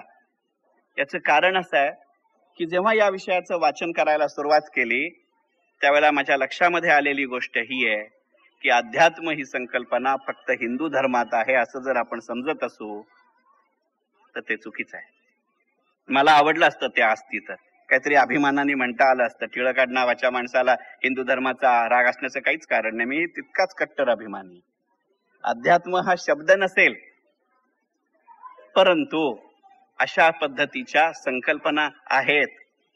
आपण जर शंकराचार्यांचं साहित्य वाचलं तर त्यांनी अध्यात्माचं वर्णन परमेश्वराशी संवाद साधण्याचं साधन असं केलंय. मग मला एक सांगा ना, आता माझी पिढी ही अमिताभ बच्चनचा चित्रपट पाहत मोठी झालेली आहे. अमिताभ बच्चनच्या डॉनमुळे असेल, पण आम्हाला ख्रिश्चन धर्मातल्या कन्फेशनची संकल्पना माहिती आहे आमच्या घडत्या वयात. मग ख्रिश्चन धर्मातली कन्फेशनची संकल्पना तुमच्या परमेश्वराशी मोकळेपणानं संवाद साधण्याची आहे की नाही. त्याच्या पुढची गंमत सांगतो. कुराणामध्ये मक्तूब हा शब्द मोजून 17 वेळा येतो. मला उर्दू चांगलं येतं कारण मी हिंदी पंडित आहे. मक्तूब या शब्दाचा अर्थ जर आपण मराठी शब्दकोशामध्ये पाहत गेलो, गंमत पहा की कसे एक योग असतात त्याची आठवण होते. मक्तूबचा या उर्दू शब्दाचा मराठीत दिलेला अर्थ अटळ विधिलिखिताला अभंगपण सामोरं जाणं म्हणजे मक्तूब असा आहे. म्हणजे तिथेही अभंग हा शब्द आहे की नाही. मग मक्तूब हा शब्द प्रयोग कुराणामध्ये वेगवेगळ्या पद्धतीने कसा येतो हेही पाहायचा मी प्रयत्न केला. मला त्यातले धार्मिक संदर्भ जेवढे माहिती होते तेवढे माहिती करून घेतले, नव्हते ते मित्रांना विचारले. मग त्यांनी मला सांगितलं की तिथे जे आपण म्हणलं ना अभंगपणाने, तो अभंगपणाने ज्याला आपण इंग्रजीमध्ये अनस्क्रॅच्ड म्हणतो, अशा अर्थानं कुराणातल्या मक्तूबमध्ये अभंगपणा हा शब्द वापरला आहे. आणि दुसरा अर्थ असा आहे की अभंगपणा याचा त्याला अभिप्रेत असलेला संबंध हा पराभूतपणा टाळण्यावरती दिलेला भर अशा अर्थी आहे. मला एक सांगा, माझ्या आजच्या पिढीला सातत्यानं तुमच्या स्वतःच्या जॉबमध्ये स्वॉट अनालिसिस करायला सांगतात. या स्वॉट अनालिसिसचा दुसरा अर्थ काय असतो? पराभूतपणा टाळण्यावरतीच त्याचा भर असतो की नाही. की आज चूक का झाली हे समजून घे आणि त्याचाच पुढचा भाग, ही चूक भविष्यात पुन्हा होणार नाही याच्यासाठी तू कुठची मेकॅनिझम करशील हे घे. मग हे जर पराभूत टाळण्याचं लक्षण असेल तर मला सांगा ना, माझ्या संत साहित्यातले मानवी मनाला जे आवरण्याचे निरनिराळे मार्ग दिलेत ते, आणि या अभंगपणामध्ये ते, आणि या पराभूतपणा टाळण्यावरचं समर्थ रामदासांचं संपूर्ण साहित्य हे पराभूतपणा टाळण्यावरती दिलेला भर नाही तर दुसरं काय आहे. दासबोध अशा एका अर्थी म्हणतात तर तो समर्थ रामदास हा पूर्णपणानं ब्रह्मचारी मनुष्य होता. पण वर्षानुवर्ष संसार करूनही आपल्याला कळणार नाही इतकी प्रापंचिकांच्या समस्या आणि त्या प्रश्नांची चर्चा आणि त्याच्यावरची उत्तर दासबोध सोडून दुसरीकडे कुठे दिली आहेत का? मग अशा माणसाला आपण प्राक्तनवादी म्हणणार आहोत का? अशा माणसाला प्रयत्नवादी नाही म्हणायचं तर दुसरं काय? आणि जिथे 90% उत्पन्न माझ्या 2 सर्व्हिसेस मधनं येतंय आणि 95% माझा वर्कफोर्स या 2 ठिकाणी येतोय, अशा क्षेत्रातल्या अशा पिढ्यातल्या माझ्या माणसांना प्रयत्नवादी राहा असं जर सांगावं लागत असेल तर त्याला इतके चांगले दाखले सोडून उगाच दुसरीकडे कशाला जायचं? आणि असा विचार व्हावा म्हणून माझ्या आजच्या विषयाचं शीर्षक आजच्या पिढीचा अध्यात्म असं आहे. तो का करावा लागतो हेही सांगतो. हे अशासाठी करावं लागतं की आपल्यापैकी अनेकांची ही परिस्थिती असते आणि विशेषतः मगाशी मी ज्या वातावरणात माझी पिढी वाढली आणि माझ्या नंतरच्या पिढ्या वाढल्या त्याचा उल्लेख केला. आमच्या पिढीच्या मनोविचारांची एक मोठी गंमत आहे की आमच्या पिढीला आमच्या लहानपणी घरी आई वडील जे सांगतात ते पटत नाही. लग्न झाल्यानंतर घरी बायको सांगते ते चालत नाही. ते कुठच्याच नवऱ्याला कुठच्याच पिढीतल्या चालत नव्हतं. माझी बायको नसल्यामुळे इतकं मोकळेपणाने मी मान्य केलं. तिथे उपस्थित असते तर म्हटलं नसतं. ऑफिसात बॉस पुढे बोलता येत नाही. घरात मुलांना सांगायची काही सोयच उरलेली नाही. मी गमतीनं असं म्हणतो सोय कसली संधीच उरलेली नाही, कारण मुलं माझ्यापेक्षा जास्त बिझी असतात. ते शांतपणानं वडील घरी असतील तेव्हा त्या ट्युशन मध्ये असतील याचा पुरेपूर बंदोबस्त करतात. त्यांचं स्वॉट अनालिसिस त्या बाबतीत परफेक्ट असतं. मग हे सगळं जमवायचं कसं असं प्रश्न पडलेली प्रत्येक पिढी असते. पण हे प्रश्न पडलेत हेही मोकळेपणाने कुठे सांगता येत नाही. मी गमतीने म्हणतो ही मोकळेपणानं सांगण्याची स्वतःलाच आणि त्याचं उत्तर शोधण्याची जागा म्हणजे अध्यात्म आहे की नाही. आणि म्हणून मगाशी मी दासबोधाचा उल्लेख केला. दासबोधाच्या नीती समासामध्ये समग्र रामदासांचं जे कोठावळे प्रकाशनाचं पुस्तक आहे त्याच्यामधले ते संपूर्ण व्यवहार नीतीचे समास आहेत ते याच्यापेक्षा काही वेगळे आहेत का? मग याला आजच्या पिढीचं अध्यात्म असं म्हटलं तर काय फरक पडतो का? म्हणजे तो मनुष्य किती द्रष्टा होता. 16व्या शतकात राहून तो 21व्या शतकातल्या प्रश्नांची उत्तरं देतोय. आणि पहा हे का होतं? एकदा ते मनापासून पटलं ना की माझा अनुभव असा आहे की ते वेगळेपणानं पाठ करावं लागत नाही. आणि जे मनापासून पटलेलं आहे आणि म्हणून ते वेगळेपणाने पाठ करावं लागत नाही याची संथा जे देतं त्याला अध्यात्म म्हणतात. पण त्यासाठी जगण्याला मोकळेपणानं सामोरं जावं लागतं. आणि हे मोकळेपणानं सामोरं कोणाला जाता येतं? साधा आपल्या प्रोफेशनल लाईफ मधलं उदाहरण घेऊ ना. आयुष्यात मोकळेपणानं सामोरा करिअर मध्ये कोण जातो? जो सतत नवनवीन गोष्टी शिकत राहिला आहे. काळाच्या आधी हे असं नाही असं होऊ शकतं याचा विचार करतोय. आपण गमतीने म्हणतो बॉसच्या पुढे पुढे करतो म्हणून प्रमोशन मिळतं. ते एकदा मिळेल दोनदा मिळेल, पण मिळालेलं प्रमोशन टिकवण्यासाठी त्याला ती खुर्चीची जी क्षमता असेल, त्याची जी संधी असेल, त्याची जी गरज असेल त्या खुर्चीची त्या सत्तेची ती मिळवावी लागेल की नाही. आणि हे असं सतत आत्ममग्न राहतच शिक्षणमग्न राहण्याचं जे साधन आहे त्याला अध्यात्म असं मी आजच्या पिढीचं म्हटलं तर हे चालेल की नाही? हे का करावं लागेल? तर याचं कारण असं आहे की हल्लीची पिढी माझी आणि माझ्या नंतरची पिढी ज्या एका अत्यंत कॉम्पिटिटिव्ह स्पिरिट मध्ये राहते. मला फार जाणवतं की मी जेव्हा नोकरीला सुरुवात केली 1980, 81, 82 या दशकामध्ये तेव्हा फार मोकळेपणाने आपण ऑफिस बद्दल आपल्या परफॉर्मन्स बद्दल आपल्या कलिगशी बोलू शकत होतो. आज जेव्हा नव्यानं माझ्या हाताखाली काम करणारी ही पिढी येते त्यावेळेला असं लक्षात येतं की ती पिढी आपापसातही मोकळेपणानं बोलत नाही. त्याच्या पुढचं गंमत सांगतो आणि मग ह्या विषयाकडे येतो. थोडं विषयांतर होईल पण म्हणून म्हटलं हे विषयांतर करण्याची संधी मिळावी म्हणून मी विषयाच्या दृष्टीने उडं मारण्याची मुभा आधीच तुमच्याकडनं मागून घेतली. हा विषय मांडायचं खरं कारण सांगतो, याची पार्श्वभूमी सांगतो. गेली 9-10 वर्ष NSDL मध्ये काम करत असताना आणि ह्याच पद्धतीच्या क्षेत्रात काम करत असलेल्या माझ्या इतर सहकार्यांशी बोलताना असं जाणवायला लागलं की माझी पिढी, माझ्या हाताखाली काम करणारी मुलं तिथे एकटी असतात. ती महिनाभराची सुट्टी मागतात आणि घरी जातात. ती तेवढी एकच महिनाभर सुट्टी घेतात, बाकी कधीही घेत नाहीत. त्यामुळे माझ्यासारखा बॉस बरा म्हणतो कारण मग त्यामुळे आम्हाला दसरा, दिवाळी, गणपती याला घरी राहता येतं. कारण हल्ली कॅपिटल मार्केटमध्ये याही दिवसात ऑफिस चालू असतं आणि ऑफिस चालू असतं त्यामुळे माझ्या घरातली माणसंही खुश असतात. पण मग माझ्या असं लक्षात आलं की ही मुलं 8व्या दिवशी, 9व्या दिवशी, 10व्या दिवशी परत येतात. एकदा झालं मी म्हणलं बरं झालं ना, काय आपल्याकडे काम असतंच. कारण आपल्यापैकी सगळ्यांची स्थिती ऑफिसात जायची वेळ नक्की, परत यायची नाही अशी आहे की नाही. त्यामुळे मी म्हणतो बरं झालं की महिन्याचा 10 दिवसात परत आला, 11 दिवसात परत आला, 12व्या दिवशीच परत आला. पण जेव्हा हे वारंवार व्हायला लागलं तेव्हा माझ्यातला माणूस मला स्वस्थ बसू देईना. मी त्याच्या विषयाच्या मुळाशी जायला सुरुवात केली. आणि ह्या पिढीचं मला एक फार कौतुक वाटतं की तुम्ही जर त्यांच्याशी मोकळेपणाने बोललात तर ते तुमच्याशी मोकळेपणाने बोलतात. नाहीतरी हल्ली बॉसला नावाने हाक मारायची सगळीकडेच पद्धत आहे. तो केवळ अमेरिकन उपचार नसतो, तितक्या मोकळेपणाने ते बोलतात. त्यातल्या एकाने मला एकदा एक वाक्य सांगितलं 3.5 वर्षापूर्वी. तो म्हणला, साहेब परत आलो म्हणजे ना पहिले 1-2 दिवस चांगले गेले, नंतर मला माझ्या स्वतःच्या आई वडिलांशी काय बोलावं हे कळलंच नाही, म्हणून मी परत आलो. नाही, हसू नका. आणि या वाक्यानं मी हादरलो. कारण आज या वयामध्ये सुद्धा मी माझ्या मित्रांशी, माझ्या आई वडिलांशी इतकं तासनतास बोलू शकतो. हा वर्षात कधीतरी त्यांना मुलगा भेटत असेल तेव्हा तो 10व्या दिवशी परत येतो. असं का व्हावं? आणि नेमकं त्याच वेळेला माझा मुलगा 8वी, 9वी, 10वी, 11वी, 12वी अशा इयत्तेतनं जात होता.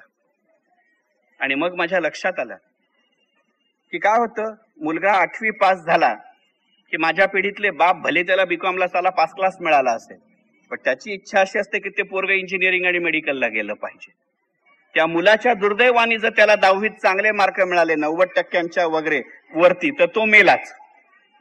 कारण मग बाप त्याच्या डोक्यावर 12वी फेरतो. 9वी पास झालं की लगेच 10वीची शाळा चालू होते, क्लासेस चालू होतात. त्यामुळे 8वी ते 10वी त्याचा पोस्टल ऍड्रेस घर असतो, पण त्याचा मुव्हिंग ऍड्रेस, मोबाईल ऍड्रेस म्हटलं तर from one tuition to another tuition असा असतो. 10वीत जर त्याच्या दुर्दैवाने चांगले मार्क मिळाले तर 12वीचं भूत असतं, म्हणजे पुन्हा ते होतं. आणि आपण मोकळेपणाने सांगा ना की 12वीत जर त्याला चांगले मार्क मिळाले आणि इंजिनिअरिंग आणि मेडिकल मध्ये आला. आपल्या देशामध्ये 35,744 इंजिनिअरिंग सीट्स आहेत एकूण. त्यातल्या 1% मुलांना तरी आपल्या घरी राहून इंजिनिअरिंग करता येतं का? आपल्या देशात एकूण 12,348 ह्या मेडिकल सीट्स आहेत. ह्याच्या 2% तरी मुलांना आपल्या घरी राहून मेडिकल करता येतं का? म्हणजे आई वडील एकीकडे, मुलगा दुसरीकडे. म्हणजे 8वी ते 12वी निदान त्याचा जॉग्राफिकल ऍड्रेस तरी एक असतो. 12वी नंतर मेडिकल किंवा इंजिनिअरिंग होतं, त्याचा जॉग्राफिकल ऍड्रेसही एक नसतो. ह्यांच्या परीक्षा वेळेवर होत नाहीत. इंजिनिअरिंग नंतर तो एखाद वर्ष नोकरी करतो. बहुतांश वेळेला गेल्या 3.5-4 वर्षामध्ये कॅम्पस रिक्रुटमेंट होते. कॅम्पस रिक्रुटमेंटला कुठची कंपनी येते? जी कॉलेजच्या जवळ असते, जी घराच्या जवळ असते ती नाही. त्यामुळे तो पुन्हा तिथंच राहतो. एखाद वर्ष नोकरी केली की त्याच्या लक्षात येतं की आपण आणि आपला बॉस याच्यामध्ये वयाचं फक्त 3-4 वर्षाचंच अंतर आहे. त्यामुळे त्याच्यापेक्षा जास्त मी जर शिकलो नाही, कारण त्याच्यापेक्षा जास्त एक्सपिरियन्स येणार नाही, तो माझ्या आधी नोकरीला लागलाय, त्यामुळे त्याच्यापेक्षा जास्त मला शिकावं लागतं. मग इंजिनियर झालेला मुलगा MBA फायनान्स किंवा MBA मार्केटिंग करतो, म्हणजे इंजिनिअरिंगचा वाट, फायनान्सचीही वाट. म्हणजे 8वी पासनं 27व्या-28व्या वर्षी तो MBA होतो. तो मुलगा घरीच नसतो. आई वडिलांशी त्याची दुश्मनी आहे अशातला भाग नाही, पण जे बोलण्यासाठी सहवास लागतो तो सहवासच नाही, म्हणून संवाद नाही. आणि संवाद नसला आणि त्याची जागा विसंवादाने घेतली की काय होतं, याचे अनेक सामाजिक दाखले आपण पाहतोय. पक्षांना पक्षाघात कसे होतात याची चर्चा भरतकुमार राऊतांनी पहिल्या दिवशी केली, त्यामुळे मी ती करत नाही. मग या संवादावरचे उतारे आपल्या अध्यात्मामध्ये मिळतात की नाही? आपला प्रत्येक आध्यात्मिक ग्रंथ काढून पहा ना, तो संवादाच्या रूपात आहे की नाही? अगदी भगवद्गीता सुद्धा कुठेतरी संजय उवाचोनं सुरुवात होते आणि मग ती भगवान उवाच आणि नारायण उवाच वर येते की नाही? दासबोधाचा प्रत्येक समास हा गुरु शिष्य संवादे या शब्दानं, या ओळीनं पूर्ण होतो की नाही? मग असा संवाद साधण्याचं साधन म्हणून जर मी अध्यात्म वापरलं तर काही चूक आहे का? या अध्यात्माचे म्हणून मी 2 अर्थ म्हणले की आत्म्याचा अध्ययन आणि अध्ययनाचा आत्मा. आता आत्म्याचा अध्ययन हा शब्द जर मोठा वाटत असेल तर त्याला हल्लीच्या शब्दाचा वापरतो ना. आत्म्याचा अध्ययन म्हणजे काय? स्वप्रयत्नेनं स्वयंविकास. आता स्वप्रयत्नेनं स्वयंविकास असं म्हटलं, तुला जरा चांगलं करण्याचा प्रयत्न करतो, तर माझं 5वी-6वीतलं मुलगा सुद्धा म्हणतं, अरे बाबा जरा चांगलं बोल ना, काहीतरी आम्हाला कळेल असं बोल. मग त्याला कळेल असं बोलायचं तर हल्लीच्या कमर्शियल जगातलं त्याचं उदाहरण पर्सनॅलिटी डेव्हलपमेंट असं म्हणलं की चालतं की नाही? मग स्वप्रयत्नेनं स्वयंविकास आणि पर्सनॅलिटी डेव्हलपमेंट ह्याच्यामध्ये फरक काय आहे? फरक इतकाच की स्वप्रयत्नेनं स्वयंविकास म्हणलं की मगाशी नाईक साहेब म्हणलं तसं धोत्रात यावं लागतं. पर्सनॅलिटी डेव्हलपमेंट म्हणलं की सुटाबुटात येता येतं, पॉवर पॉईंट प्रेझेंटेशन करता येतं. पण हे आपल्या लक्षात आलंय का? माझ्याही लक्षात आलंय गेली 10 वर्ष माझ्या ऑफिस कलिग्स बरोबर गावोगाव पॉवर पॉईंट प्रेझेंटेशन करताना, की पॉवर म्हणजे इलेक्ट्रिसिटी गेली की यांचा कॉम्प्युटर बंद पडतो, त्यामुळे यांचा पॉइंट विसरतो. माझ्या संतांचा प्रत्येक पॉइंट इतका पॉवरफुल होता की त्यांना पर्सनॅलिटी डेव्हलपमेंट हा शब्द प्रयोग न करताही आयुष्याचं त्यांचं प्रेझेंटेशन अत्यंत परफेक्ट झालं. मग असं परफेक्ट प्रेझेंटेशन करता येण्यासाठी स्वप्रयत्नानं स्वयंविकासाला अध्यात्म म्हणलं. आजच्या पिढीचं तर गेलं कुठं? नाहीतरी मराठीत आपण पहिल्यापासून म्हणलंय की नाही, बोलणाऱ्याची बोरही विकली जातात. मग बोरं विकण्यासाठी तरी बोलता आलं पाहिजे की नाही? मगाशी 20 विषय काय उगाच तयार केले का? किती काळ घोटाळ्यांवर बोलणार हो? लोक तूच घोटाळा केला का म्हणून विचारत नाही, तोवर थांबावं. म्हणून एका घोटाळ्यातनं दुसऱ्या घोटाळ्यात आलो, असं मी गमतीने मगाशी त्यांना म्हणलं. अध्यात्म दुसरी मोठी इंडस्ट्री, त्यातनं कदाचित अर्थसंकल्प या तिसऱ्या घोटाळ्याकडे मार्च महिन्यात जाईनच. हा त्यातला विनोदाचा, गमतीचा, मुद्द्याचा भाग सोडून देऊ. परंतु ही जी ब्रँडिंगची संकल्पना आली पर्सनॅलिटी डेव्हलपमेंटची, ती अध्यात्माचा जो मी पहिला अर्थ सांगितला त्याच्यापेक्षा वेगळी आहे का? मग याला अशा पद्धतीचा अर्थ सांगण्यासाठी वेगळ्या पद्धतीचे दुसरेही अर्थ आहेत की नाही? मी जाणीवपूर्वक फक्त मधल्या जागा सांगतोय आणि बाकीच्या जागा तुमच्यावर सोडतोय. हे थोडं शास्त्रीय संगीतासारखं होतं, याची मला कल्पना आहे.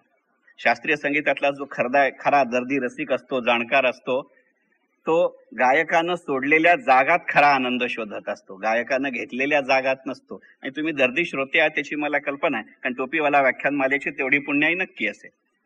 या अध्यात्माचा जो दुसरा अर्थ आहे, पहिला सांगितला मी आत्म्याचं अध्ययन, मग त्याला पूरक असा दुसरा अर्थ आहे आणि तो म्हणजे अध्ययनाचा आत्मा. आणि या विषयावरती थोडा जास्त वेळ बोलण्याचा माझा विचार आहे.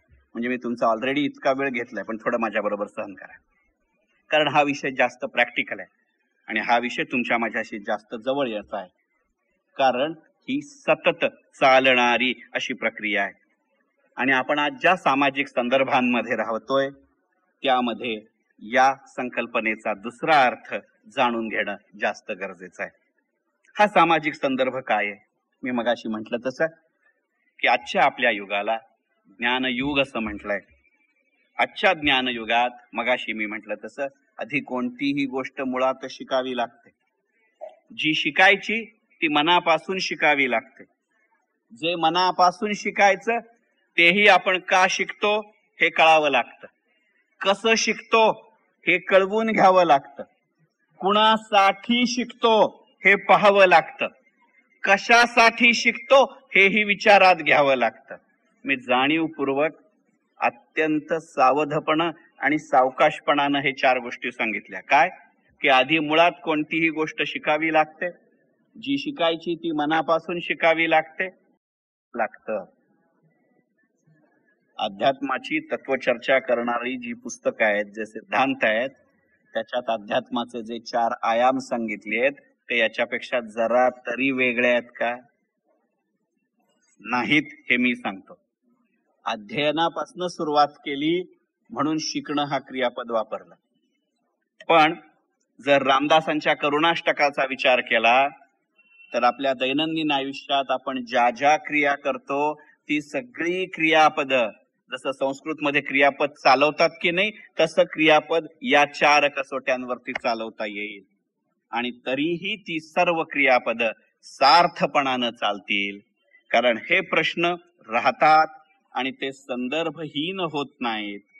हे या अध्यात्माचं अभंगपण असेल का? हा आजच्या पिढीच्या अध्यात्मापुढचा सगळ्यात महत्वाचा प्रश्न असेल. बर, या प्रश्नाचं उत्तर शोधायचं तर आपल्याला दुसऱ्याकडे जावं लागत नाही. हेच प्रश्न परत परत स्वतःला विचारत राहणं, यासाठी अखंड वीणेचा ध्यास अध्यात्माने धरलेला असतो. हे स्वतःला विचारायचं म्हणून अध्यात्माचा पहिला अर्थ स्वयंप्रयत्नेन स्वप्रयत्नेन स्वयंविकास. पण ही स्वप्रयत्नेन स्वयंविकासाची छटाही एकट्याने होत नाही, माझ्या घरात बसून ती होत नाही, ती समाजावर अवलंबून असते. कारण स्वयंविकासातनं जगायचं असलं तरी ते समाजात जगायचं असतं, माझ्या घराच्या स्वयंपाकघरात जगायचं नसतं. आणि त्यामुळे एकाच वेळेला वैयक्तिक आणि त्याच वेळेला सामाजिक अशा दोन्हीही गोष्टींचं जे भान ठेवतं त्याला अध्यात्म म्हणतात की नाही? संतांनी स्वप्रयत्नानं आपले ज्ञान वाढवलं, पण ते समाजासाठी दिलं की नाही? म्हणून तर तुकारामाने आपल्या अभंगांविषयी असं म्हटलं ना, की मी अभंग लिहिले, पण लोकांच्या प्रेरणेने, लोकांच्या प्रेमाने आणि विठ्ठलाच्या कृपेने ते अवकाशात भरून राहिले. आणि मग ते अवकाशात भरले म्हणजे ते समाजाचे झाले की नाही? शांता शेळक्यांच्या एकपानी पुस्तकामध्ये तुकारामांच्या या कवितेवरचा, अभंगांवरचा किती सुंदर लेख आहे, पान नंबर 24 वरती. ते इतकं चांगलं पुस्तक आहे की त्याची मी द्विरुक्ती करत नाही, आपल्यापैकी सगळ्यांना ते पुस्तक माहिती आहे. पण मला एक सांगा, मग अध्यात्माचा याच्यापेक्षाही वेगळा अर्थ असतो का? त्याचं एक दुसरं उदाहरण देतो. मला बऱ्यापैकी संगीताचं ज्ञान आहे, बऱ्यापैकी. वीणा हा जो वाद्याचा प्रकार आहे, मग आजपासून मी अखंड वीणेचा उल्लेख करतोय. त्या अखंड वीणेतल्या वीणेविषयी असं म्हटलं जातं संगीत शास्त्रात, की तुम्ही जर वीणाचा एखादा जरी झंकार केलात तरी तो 3.5 सेकंद आवर्त अनावर्त आणि आरोह अवरोहातनं झणाट करीत होत राहतो. मग एका साध्या झंकाराचे जर 3.5 सेकंद झणाटकार असतील, तर इतक्या संपूर्ण मानवी आयुष्याचे जे पडलेले प्रश्न आहेत, त्याची जी स्वतःला विचारलेली आवर्तनं आहेत, त्याची जी मानसिक परावर्तनं आहेत, ती किती काळ होत असतील? मग असा जर विचार करायचा असेल तर ते सामूहिक प्रवासाचं अंग होतं की नाही? मग या सामूहिक प्रवासाच्या अंगामध्ये आपलीही काहीतरी कॉन्ट्रीब्युशन असली पाहिजे, म्हणून स्वयंविकास झाला पाहिजे की नाही? मग जर स्वयंविकासातनं समाजाकडे यायचं असेल आणि सामूहिक प्रवासातनं स्वयंविकासाकडे जायचं असेल, तर अध्यात्माचे 2 वेगवेगळे अर्थ असू शकतात का? कारण मुळातच माझ्या 16व्या, 17व्या, 18व्या, 19व्या शतकातल्या प्रत्येक संताचं सामाजिक स्वरूप असल्याशिवाय ते आजपर्यंत टिकून राहिले का? कालचा नेता आपल्याला आठवत नाही, पण संत 4 वर्षापूर्वी आठवतो की नाही? मग हे त्यांचं सामाजिक स्वरूप नसेल का? हे सामाजिक स्वरूप अशासाठी महत्वाचं आहे की हे प्रश्न मांडत राहताना एक गोष्ट जाणवत राहते की सतत सतत आपल्या स्वतःच्या संकल्पना आपल्याला तपासत राहावं लागतं. आणि मगाशी ज्या क्षेत्राचा मी उल्लेख केला, त्या क्षेत्रातली 3 उदाहरणं देणार आहे आणि आपली रजा घेणार आहे. पण हे 3 उदाहरणं द्यायला थोडा वेळ लागणार आहे. ती उदाहरणं अशी की पहा, हा स्वप्रयत्नेनं स्वयंविकासाचा मार्ग जे अध्यात्माचं एक रूप आहे, आणि अध्ययनाकडे लक्ष केंद्रित करत राहण्याचा जो अध्यात्माचा दुसरा अर्थ आहे, ह्या गोष्टी इतक्या सातत्याने करत राहावं लागतं आणि तो करताना एक विशिष्ट शिस्त पाळावी लागते. पुढचा मुद्दा शिकल्यानंतर तो आधीच्या मुद्द्याच्या कन्सोनन्स मध्ये आहे की नाही हे पाहावं लागतं. आणि मगाशी मी जे गमतीने म्हटलं की मी कॉम्प्युटर प्रोग्रॅमर म्हणून माझ्या करिअरची सुरुवात केली. कॉम्प्युटर प्रोग्रॅमर म्हणून तो माणूस यशस्वी होतो जो सतत आपल्या प्रोग्रामची लाईन अन लाईन चेक करत राहतो. पुढची लाईन लिहिली की आधीच्या लाईन म्हणजे या कन्सोनन्स मध्ये आहे की नाही पाहतो, त्याची पुढची लाईन लिहिली की पुन्हा तीच पाहतो. आणि म्हणून कॉम्प्युटर सॉफ्टवेअर टेस्टिंग मध्ये 2 प्रकार आहेत, रिग्रेशन टेस्टिंग आणि व्हॉल्यूम टेस्टिंग. रिग्रेशन टेस्टिंग म्हणजे तुम्ही संपूर्ण लिहिलेला नवीन प्रोग्राम, जी काही आधी ऑफिसची त्या यंत्रणेची कॉम्प्युटर प्रणाली आहे, संगणकीय प्रणाली आहे, त्याच्याशी मॅच होते की नाही, ज्याला कम्पॅटिबल टेस्टिंग असं म्हणतात. आणि मग ती केल्यानंतर, ते टेस्ट झाल्यानंतर ती फार मोठ्या प्रमाणावरती लोड तयार करू शकेल की नाही, स्वीकारू शकेल की नाही, याचाही विचार केला जातो. त्याला व्हॉल्यूम टेस्टिंग असं म्हणतात. हे शब्द मोठे होतात, अत्यंत चांगली गोष्ट आहे. आपण सगळेजण आपल्या स्वतःच्या घरी कॉम्प्युटर्स वापरतो. कॉम्प्युटर्स आपण घरी का घेतलेत? मी गमतीने म्हणतो, मुलं घरात नसतील तेव्हा आपल्याला, आणि आपण घरी नसतो तेव्हा मुलांना आपल्या आपल्या आवडीचे गेम्स खेळायला मिळावेत म्हणून घरी कॉम्प्युटर घेतलेला असतो, असं मी गमतीने म्हणतो. ही उभयपक्षी सोय असते आणि त्या बाबतीत माझ्या पिढीचं माझ्या मुलांच्या पिढीशी एकदम परफेक्ट अंडरस्टँडिंग असतं. ते काय गेम खेळतात हे मी विचारायचं नाही, मी काय गेम खेळतो हे त्यांनी विचारायचं नाही, असं आमच्या घरी परफेक्ट अंडरस्टँडिंग आहे. त्यामुळे मी आत्ता व्याख्यानाला गेलो म्हणल्यानंतर माझी मुलं घरी काय करत असतील याची मला पूर्ण कल्पना आहे. हे गेम्स ज्या भाषेवरती चालतात त्याला JCL असं म्हणतात, जॉब कंट्रोल लँग्वेज वरती गेम्स चालतात. जॉब कंट्रोल लँग्वेजेस वरती आपले ईमेल्स चालतात. या जॉब कंट्रोल लँग्वेजचं सगळ्यात महत्वाचं वैशिष्ट्य हे आहे की तिथे एक स्पेस जरी मागे पुढे झाली तरी कॉम्प्युटर पुढची इन्स्ट्रक्शन स्वीकारत नाही. अध्यात्मामध्ये तुमची एक स्टेप जरी आयुष्यातली मागे पुढे झाली तरी काय होतं हे मी सांगायला हवं का? कुठच्याही फसलेल्या महाराजाला जाऊन हे विचारू शकता. मग ही कॉम्प्युटरची जी JCL ची लँग्वेज आहे ती तुमच्या जुन्या सामाजिक अभिसरणाची अखंड वीणा आहे असं म्हटलं तर आजच्या पिढीचं अध्यात्म त्याच्यापेक्षा वेगळं असतं का? हे का पाहावं लागतं?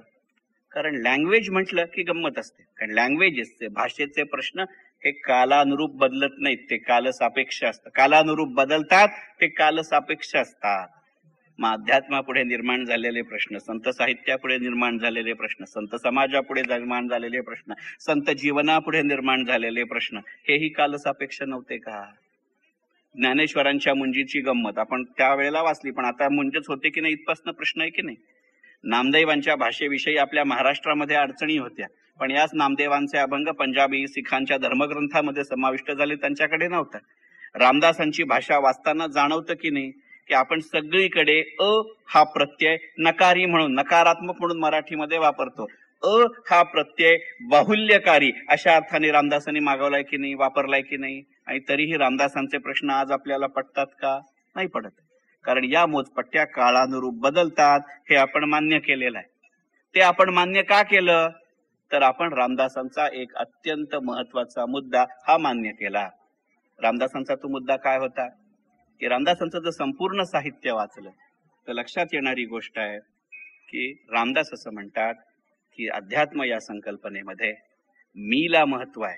त्यांनी मीपणाला म्हटलेलं नाही, कारण मीपणा सोड हाच तर अध्यात्माचा आत्मा आहे. आणि आज मीपणातनं जे काही अभिमान, स्वाभिमान, पराभिमान याचे जे निरनिराळे बोर्ड आपण सगळे पाहतोय ते त्यातनं जन्माला आलेत की नाही. कोणाचंही मला नाव घ्यायचं नाही, कारण सगळे राजकीय पक्ष एकाच माळेचे मणी आहेत. एकाला झाकावा आणि दुसऱ्याला काढावा, कोणात काही फरक नाही. आणि मुळात राजकारणी आणि राज्यकर्ते आपल्या समाजाचं भलं करतील याच्यावरतीच माझा विश्वास नाही. कारण आपणच त्यांना निवडून दिल्या, त्यामुळे चूक आपली आहे, मी त्यांना दोष देत नाही. हे जर आहे तर मग जसं लोकशाहीत मी बरोबर आम्हालाही महत्व आहे याची मूळ शिकवण तुमच्या आणि माझ्या अध्यात्माने दिली आहे की नाही. समाजाच्या अध्ययनाचा हा आत्मा होता की नाही. हा आत्मा कसा काळानुरूप बदलतो पहा. मगाचपासनं मी 16व्या 17व्या 18व्या शतकाचा उल्लेख करतोय, पण त्यावेळेलाही समाजामधल्या अनेक विषमतेची उदाहरणं आपण इतिहासामध्ये पाहिली. कारण त्यावेळच्या समाजाचं वैशिष्ट्य काय होतं? त्यावेळच्या समाजाचं वैशिष्ट्य असं होतं की तो भौगोलिक दृष्ट्या एका जागी राहत होता, पण सामाजिक दृष्ट्या वेगवेगळा होता. अनेक विषमता होत्या, मग जाती जमातीच्या असतील, धर्मसंकल्पनांच्या असतील, उच्च नीचतेच्या असतील, गरीब श्रीमंतीच्या असतील, पण तरीही समाज म्हणून पुढे आणण्याचं आणि एकत्र आणण्याचं काम कोणी केलं? अध्यात्माने केलं. आज आपल्या समाजाची स्थिती बरोबर वेगळी आहे. आपण सामाजिक दृष्ट्या एकत्र होत. आता पहिल्या इतकी जातीपातीची बंधनं राहिली नाहीत, पण विज्ञानाच्या प्रगतीमुळे आपण भौगोलिक दृष्ट्या एकत्र राहिलेलो नाही. मला राहून राहून असं वाटतं की पूर्वी सामाजिक दृष्ट्या वेगळे होते पण भौगोलिक दृष्ट्या एक होते. आज आम्ही भौगोलिक दृष्ट्या वेगळे आहोत पण सामाजिक दृष्ट्या एक आहोत. मग जर अध्यात्म त्यावेळेला चाललं तर आज का नाही चालणार? आणि मग अशा पद्धतीनं अध्यात्म चालवणं हे आजच्या पिढीचं अध्यात्म असं म्हटलं तर काही चूक होईल का? ते का करावं लागतं हेही सांगतो. मला मगाचपासून मी कॉम्प्युटर फील्ड मधली उदाहरणं देतोय. ती कॉम्प्युटर फील्ड मधली उदाहरणं द्यायचं कारण असं की अध्यात्म आणि कॉम्प्युटर फील्ड मधलं दोन गोष्टी मला सारख्या वाटतात. आणि खरं सांगायचं म्हणजे मगाशी जे मी 8वीच्या 9वीच्या 10वीच्या पासून आपण केलेले प्रघात आणि संवादाची विसंवादाने घेतलेली जागा हा मांडलेला मुद्दा आहे. या मुद्द्यावर येऊन मला माझं विवेचन संपवायचं आहे. जाणीवपूर्वक म्हणून मी हा मुद्दा शेवटी ठेवलाय की आज आपल्याकडं एक गोष्ट लक्षात आली की नाही की अध्यात्म आणि कॉम्प्युटर ह्याचा भर हा पूर्णपणाने संवादावर आहे. तुम्ही कम्पॅटिबल असलं पाहिजे असं आहे. परंतु जेव्हा जेव्हा मी संवादाचा कॉन्व्हर्सेशनचा विचार करतो तेव्हा माझ्या नकळत माझ्या मनामध्ये सुधा मूर्तींच्या वाईज आणि अदरवाईज या पुस्तकातलं एक वाक्य येतं. सुधा मूर्ती त्या पुस्तकामध्ये म्हणले जातात. सुधा मूर्तींचं नाव आपण आजच सकाळी पेपरात वाचलंय, कारण काल जे पद्मभूषण पद्म पुरस्कार जाहीर झालेत त्यांचं ते नाव आहे. नारायण मूर्ती या इन्फोसिसचे जे चेअरमन एमेरिटस आहेत त्यांच्या या पत्नी आणि इन्फोसिस फाउंडेशनच्या त्या अध्यक्ष आहेत. त्या स्वतः टाटा ग्रुप मधल्या पहिल्या लेडी इंजिनियर आहेत. तो किस्सा आपल्याला सगळ्यांना माहिती आहे. त्यांचं वाईज आणि अदरवाईज एक महत्वाचं पुस्तक आहे. त्या पुस्तकात त्या एका जागी असं म्हणलेत की conversation is always inversely proportional to the standing of a man. म्हणजे संवाद ही माणसाची भूमिका जितकी मोठी तितकी संवादाची शक्यता कमी असते. मला स्टँडिंग या शब्दाची गंमत वाटली. हा शब्द कसा आला असेल? ते वाक्य मी जेव्हा पहिल्यांदा वाचलं तेव्हा मला असं वाटलं की स्टँडिंग म्हणजे फिनान्शियल स्टँडिंग. तू जेवढा श्रीमंत तेवढा तू कमी बोलतोस, आणि जसं तुझं फिनान्शियल स्टँडिंग वाढत जातं तसा तू कमी बोलतोस. हा त्याचा सरळ सरळ सोपा साधा अर्थ आहे, आणि काही प्रमाणामध्ये तो सुद्धा मूर्तींनाही अभिप्रेत आहे. आपल्या दररोजच्या जीवनात आपण पाहतो की नाही की सेकंड क्लासमध्ये रेल्वेच्या जेवढी माणसं बोलतात तेवढी माणसं रेल्वेच्या फर्स्ट क्लासमध्ये बोलत नाहीत.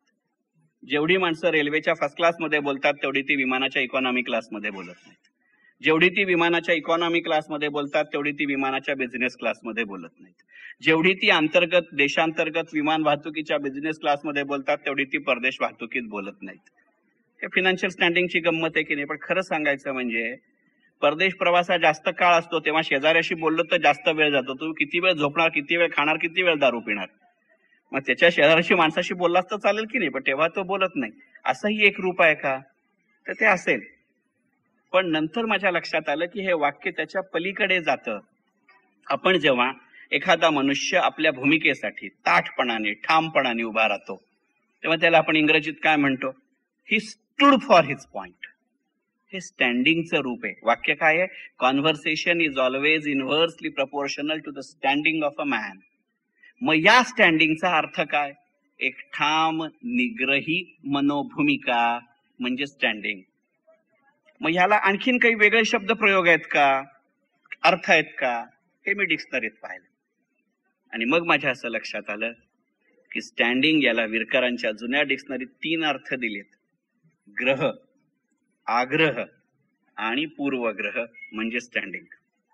आपल्याला लहानपणापासून सांगतात की नाही, उगाच एखाद्या विषयी वाईट मत करून घेऊ नकोस, वाईट ग्रह करून घेऊ नकोस. ते हे स्टँडिंग.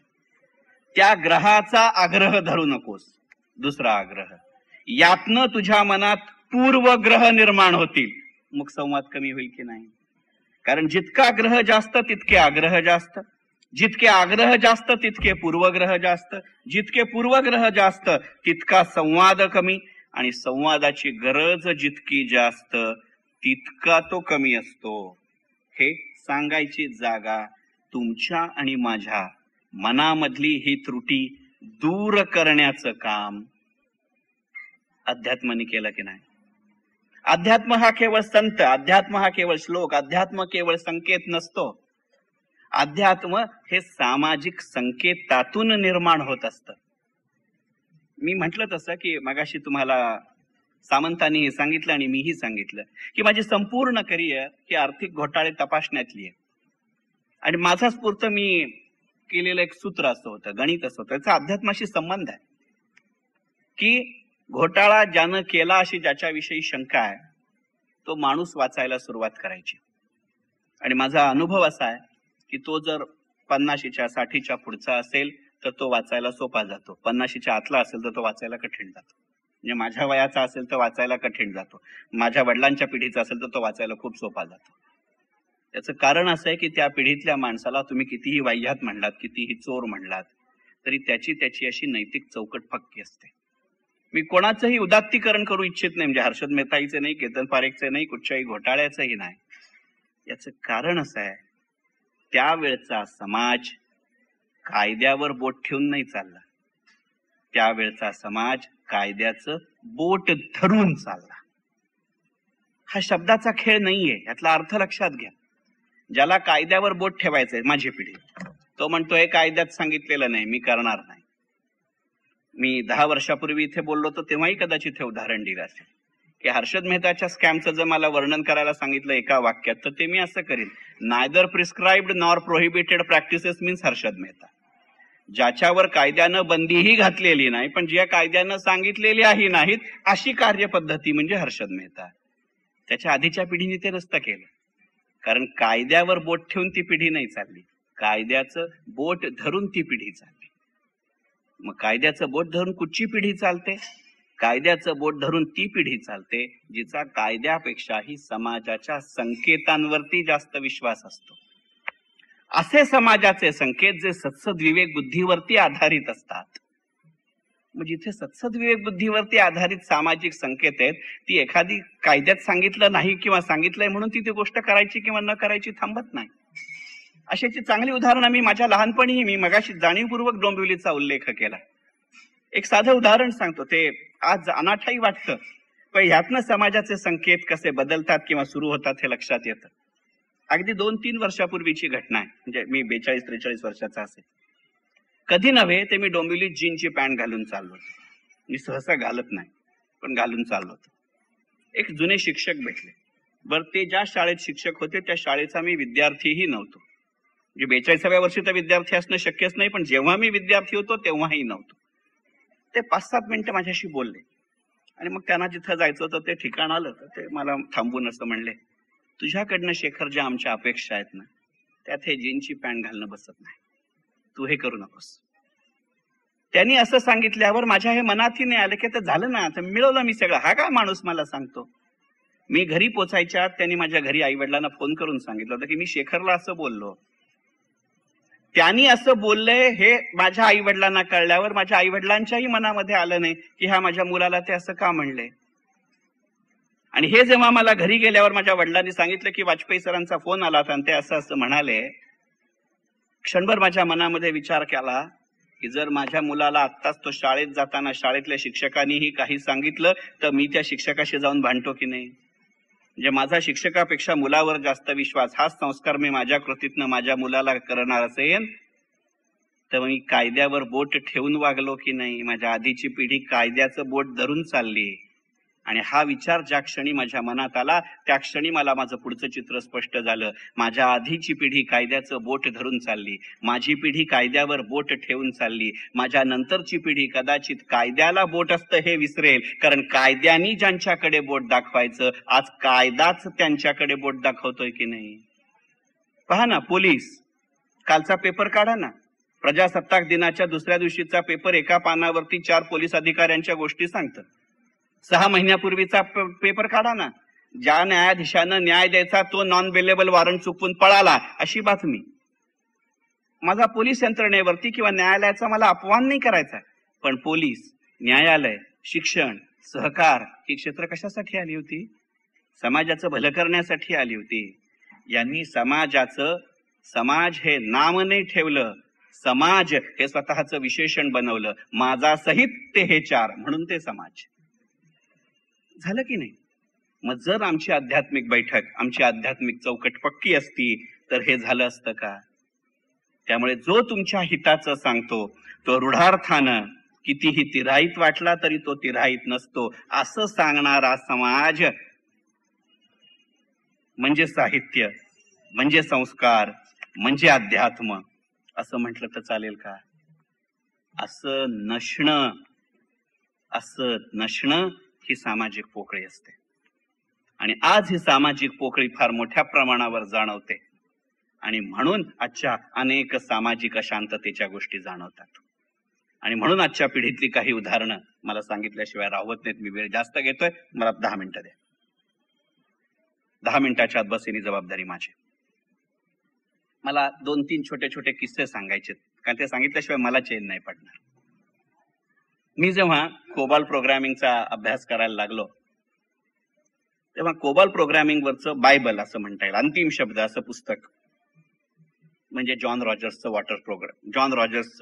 कोबाल प्रोग्रामिंग वरचं पुस्तक. त्याची प्रस्तावना मी 25 वर्षापूर्वी पहिल्यांदा वाचली आणि तरीही ती मला आजही मुखोद्गत आहे, कारण ती प्रस्तावनाच गमतीची होती. मोजून 4 ओळीत ती संपते. ती इंग्रजीत आहे, मी त्याचा मराठीतला अनुवाद सांगतो. आणि ज्या वेळेला मी ठरवलं की या विषयावर मला बोलायचं तेव्हा पहिला माझा जो मुद्दा कुठचा मी पेन्सिलीने लिहिला असेल तो ह्या जॉन रॉजर्सच्या प्रस्तावनेचा होता. ती पहा, म्हणजे कशा काही गोष्टी वाटताना तात्कालिक वाटतात पण त्या किती चिरंतन असतात. तर जॉन रॉजर्सनी त्या प्रस्तावनेत लिहिलंय. जॉन रॉजर्स हा इंग्लिश लेखक आहे, ब्रिटिश लेखक आहे. तो म्हणला, जगातल्या सर्व जुन्या संस्कृतींनी खोटं बोलू नका असं सांगितलंय. तो म्हणला, ह्याची आध्यात्मिक धार्मिक काय चौकटे मूल्य आहेत मला माहिती नाही. मी ह्या संकल्पनेकडे पूर्णपणाने एक प्रोग्रॅमर म्हणून पाहतो. तो म्हणजे काय? तिथे तो थांबलाय बरं का, इथे प्रस्तावना थांबलीय. मग माझ्या असं लक्षात आलं की माणूस खरं बोलतो तेव्हा त्याच्या मेमरीचा, स्मरणशक्तीचा एकच सेल यूज होतो. खरं काय आहे आणि तो काय बोलला, या दोन्ही गोष्टी एकच आहेत. माणूस जेव्हा खोटं बोलतो तेव्हा तो एका मेमरीच्या 2 सेल वापरतो. खरं काय आहे हे लक्षात ठेवावंच लागतं आणि त्यांनी दुसऱ्याला काय सांगितले हेही लक्षात ठेवावं लागतं. म्हणजे एकाच गोष्टी करता 2 सेल वापरणं हा अपव्यय झाला की नाही. म्हटलं तरी प्रोग्रामिंग लँग्वेज आहे, प्रोग्रामिंग डिसिप्लिन आहे. सॉरी, त्याला लँग्वेज नाही म्हणतात, डिसिप्लिन म्हणतात. प्रोग्रामिंग डिसिप्लिन आहे म्हणजे ती तात्कालिक आहे. पण गमतीची अध्यात्माची व्याख्या हीच आहे ना, की जी तात्कालिकतेकडून चिरकालिकतेकडे नेते, चिरकालाकडे नेते, त्याला अध्यात्म म्हणतात की नाही. मग जॉन रॉजर्सची संकल्पना आणि ही संकल्पना याच्यामध्ये फरक काय. कोबाल प्रोग्रामिंग ही कशासाठी असते, कॉम्प्युटरसाठी असते. आता हल्ली आपण सगळेजण घरी कॉम्प्युटर घेतो, पीसी म्हणतात त्याला, पर्सनल कॉम्प्युटर. आपण सुरुवातीला घेतो तेव्हा काय करतो, आपण तो अत्यंत कमी मेमरीचा घेतो. काय म्हणजे जसजशी आपल्याला सवय होते तसं आपण ते वाढवत जातो. आपल्या मध्यमवर्गीय मराठी कुटुंबामध्ये ही पद्धत आहे. आपल्यातली माणसं शोधावी लागतील की ज्यांनी पहिली गाडी घेतली तीच ब्रँड न्यू घेतली. नाही होत, सहसा आपण सेकंड घेतो. मग अगदी सायकलच फक्त आपण नवीन घेतो, पण स्कूटर ऑनवर्ड सगळी वाहनं. नाही तुला सवय झाली, ठोकून बिकून झालं स्वतःला इतरांना, की मग नवीन घेऊ. हे स्टँडर्ड लॉजिक. पहिलं घर घेतानाही रेडीमेड बिल्डर कडनं आपण घर घेतलंय असं होत नाही, रिसेलचं घेऊ. आपल्या समाजातली पद्धत, लग्न सुद्धा होता होतो ओळखीतल्या कुटुंबात करू, म्हणजे काय धोके कमी. लग्न केल्यानंतर जे धोके यायचे असतात ते जरा सुद्धा टळत नाहीत, ही वस्तुस्थिती आहे. पण हे असतं पीसीलाही तेच लॉजिक. मग जसं त्या कमी मेमरीचा एकदा पीसी घेतला की मग त्याच्याशी आपण सरावानी युज्ड होत जातो. मग आपण त्याच्या मेमरीज वाढवत जातो. त्याला मग आपण कॅपॅसिटी वाढवली असं म्हणतो. मेमरीज आणि कॅपॅसिटीज आपल्यापैकी अनेकांना माहिती नसल्या, एवढ्याकरता मला डिक्शनरी वाचायला खूप आवडते. माझ्या प्रवासात सदैव माझ्या बरोबर डिक्शनरी असते. आणि एखादं प्रेयसीनी प्रियकराला पत्र लिहिल्यानंतर त्याला वाचताना जेवढा आनंद होईल तेवढा मला डिक्शनरी वाचताना होतो. मेमरी या शब्दाचा मराठीतला एक अर्थ जाणीवा वाढवणं असा आहे. ज्ञानेश्वरीतल्या 4थ्या अध्यायामध्ये मानवी मनाच्या जाणीवा आणि संवेदना वाढवण्याचं किती सुंदर विवरण आहे. मग ते आजच्या पिढीचं अध्यात्म म्हणून मांडलं तर चालेल की नाही, करा विचार. ह्याच्या पुढची गंमत सांगतो. कशी गंमत असते पहा. कॉम्प्युटर उदाहरण घेतलंय म्हणून तेच क्षेत्र शेवटपर्यंत नेतो आणि थांबतो. मगाशी मी असं म्हणलं की आपण कमी मेमरीचा पीसी घेतो. जसजशा आपल्या जाणीवा वाढत जातात तसतशी आपण त्याच्या मेमरीज वाढवत जातो. मग आपला स्टँड अलोन पीसी असतो तो आपल्याला पुरेनासा होतो. आपण म्हणतो आता हा नेटवर्कड झाला पाहिजे. मग नेटवर्कड पीसी होण्याला त्या लँग्वेजमध्ये इंटरनेट असं म्हणतात. इंटरनेटनी काय होतं, इंटरनेटनी विश्व तुमच्या घरामध्ये येतं. आता उलट्या प्रोसेसनी जाऊ. पसायदानामध्ये काय होतं, तुमचं मन विश्वापर्यंत जातं. इंटरनेट विश्व तुमच्या घरात आणतं, पसायदान तुम्हाला तुमच्या घरातनं विश्वामध्ये नेतं. मी जर उद्या असं म्हणलं की भावनिक विश्वाचं पहिलं इंटरनेट म्हणजे पसायदान होतं, तर ते आजच्या पिढीच्या अध्यात्मापेक्षा वेगळं असेल का. गंमत पहा. आजच्या ज्ञानयुगाचा दूत पीसी, त्या पीसीचा दूत माऊस. माऊस कोणाचा दूत आहे हे मी तुम्हाला सांगायला हवं का. आता आम्ही त्याला दूध प्यायला लावतो आजकाल, ती गोष्ट सोडून देऊ. किती साध्या साध्या गोष्टींचे अर्थ तुम्ही लावावे तसे लागतात.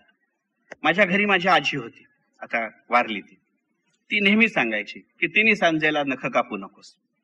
मला राग यायचा, कारण तीच एक वेळ असायची की मला नख कापायला मिळणार. ती म्हणते म्हणून मी तिला चिडवण्यासाठी मुद्दामून कापायचो. मग माझ्या लक्षात यायला लागलं ती का म्हणते, की तिचं लहानपण, तिचा समाज ज्या काळात वाढला तेव्हा आपल्याकडे वीज नव्हती. ती नख खाली राहिली, कोणाला बोचली तर पंचायत नको, असं समाजशास्त्री त्याला कदाचित उदाहरण असेलही. आजही गमतीची गोष्ट पहा ना, तुम्ही जर नवीन घर घेतलं, त्याचं डेकोरेशन करायला गेलात आणि जर एखादा वास्तूतला तज्ज्ञ मनुष्य किंवा त्याची माहिती असलेला मनुष्य तर 2-3 सल्ले नेहमी देतो पहा. आपल्यापैकी सगळ्यांनी ऐकलेले आहेत. त्याचं लॉजिक आपण लावायचं की नाही ठरवा. तुमचा विश्वास असला करा, नका करू नका. पाचच्या विषयातलं त्याचं लॉजिक सांगू शकतो मी. आपल्या घरामध्ये, मराठी घरांमध्ये विशेषतः आपण सगळे गणेशप्रेमी लोक आहोत. आपल्याकडे पटकन नवीन घर गेलं की कोणाला तरी गणपती द्यायची पद्धत आहे, एखाद्या भाषणाला गेलं गणपती द्यायची पद्धत आहे. जे आज दिला नाहीये ती बरं केलं. पण आणि तो वास्तूवाला तुमच्या घरी आला की तो पहिलं सांगतो सगळे गणपती ठेवू नकोस घरात एका जागी, आणि त्यातही उभा गणपती ठेवू नकोस, बैठा गणपती ठेव. त्याचं त्यांचं काय लॉजिक असेल ते सोडा, पण त्यातली एक गंमत पहा. आपल्या संस्कृतीने गणपती ही 2 क्षेत्रांची देवता मानली आहे, एक विद्या आणि दुसरा औषध. आणि ह्या दोन्ही गोष्टी उभ्या उभ्या होणाऱ्या नाहीत, त्या बसून निवांतपणाने करावी लागतात. हा बैठ्या गणपतीचा अर्थ आहे. असं जर म्हणलं तर ते आजच्या पिढीच्या अध्यात्मापेक्षा वेगळं असेल का? तिसरी गोष्ट सांगतो आणि थांबतो. हे सगळं आजच्या पिढीच्या अध्यात्माशी निगडीत का आहे? तर अध्यात्म तेव्हा, मगाशी सामंतांनी नायकांनी एक शब्द वापरला की अध्यात्म एक व्यवसाय होतो, अध्यात्म एक व्यापार होतो. तो का होतो? तो अशासाठी होतो की माणसाचं माणूस पण वाढत नाही, माणसाचं मनस्वी पण जेव्हा वाढतं तेव्हा अध्यात्माचा व्यापार होतो. जोवर संत, नेता, गुरु हाही माणूस म्हणून वागतो तोवर तो अध्यात्म करतो. ज्या दिवशी तो मनस्वी व्हायला लागतो त्या दिवशी तो व्यापार करायला लागतो. मला वंगचित्र या पुलंच्या पुस्तकातली एक गोष्ट नेहमी आठवते. ती गोष्ट सांगून मी आपली रजा घेणार आहे. वंगचित्रामध्ये पुलं एका ठिकाणी असं म्हणतात की गाढवाचं पिल्लू लहानपणी खूप सुंदर दिसतं. गाढवाचं पिल्लू सुद्धा लहानपणी खूप सुंदर दिसतं, पण नंतरच्या आयुष्यात असं होतं की त्याचं फक्त गाढवपणच वाढत जात. पुलं तिथे थांबलेत. मला असं वाटलं त्या गाढवाचं जसं फक्त गाढवपणच वाढत जातं तसं माणसाचं जर फक्त माणूसपणच वाढत गेलं असतं तर बुवाबाजी झाली असती का? आणि ती जर टाळायची असेल, त्याचा व्यापार होणं जर टाळायचं असेल, माझी जी संस्कृती त्याचा जरूर अभिमान आहे, ती जर टिकवायची असेल तर मी माझं माणूस पण वाढवणार आहे की नाही? आणि मी माझं माणूस पण वाढवणं हे आजच्या पिढीचं अध्यात्म असू शकत नाही का? पण हे माणूस पण राहत नाही ना. ते का राहत नाही? तर ज्ञानेश्वरांनी फार छान सांगितलंय ज्ञानेश्वरीच्या एका अध्यायामध्ये की जे डोळ्याने तुमच्या दिसतं त्याच्यावर विश्वास ठेवू नकोस. कारण हे पहिल्यांदा मी वाचलो आणि उडालो, कारण माझी पिढी म्हणते जे डोळ्याने दिसतं ते खरं, शो मी, म्हणजे डोळ्याने पाहतो.